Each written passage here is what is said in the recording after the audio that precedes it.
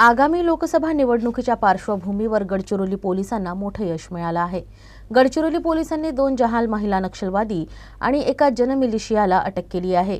2 महिला नक्षलवाद्यांवर 5.5 लाखांचं बक्षीस होतं।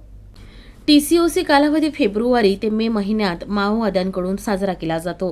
या टीसीओसी कालावधी आणि आगामी सार्वत्रिक लोकसभा निवडणूक 2024च्या पार्श्वभूमीवर गडचिरोली पोलीस दलानं अनेक हिंसक घटनांमध्ये सहभागी असलेल्या 2 जहाल महिला माओवादी आणि एका जनमिलिशियाला अटक केली।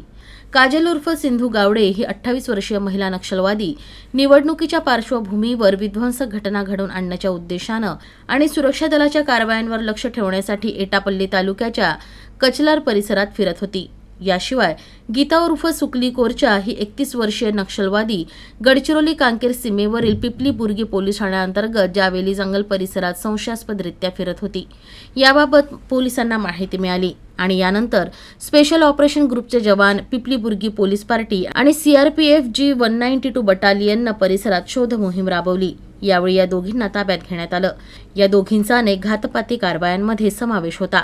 याशिवाय जनमिलिशिया पिसा पांडू नरोटे हा गिलानगुडा वनपरिक्षेत्रात लपून असल्याची माहिती पोलिसांना मिळाली। या आधारे पोलिसांनी परिसरात शोध मोहीम राबवून त्याला देखील अटक केली।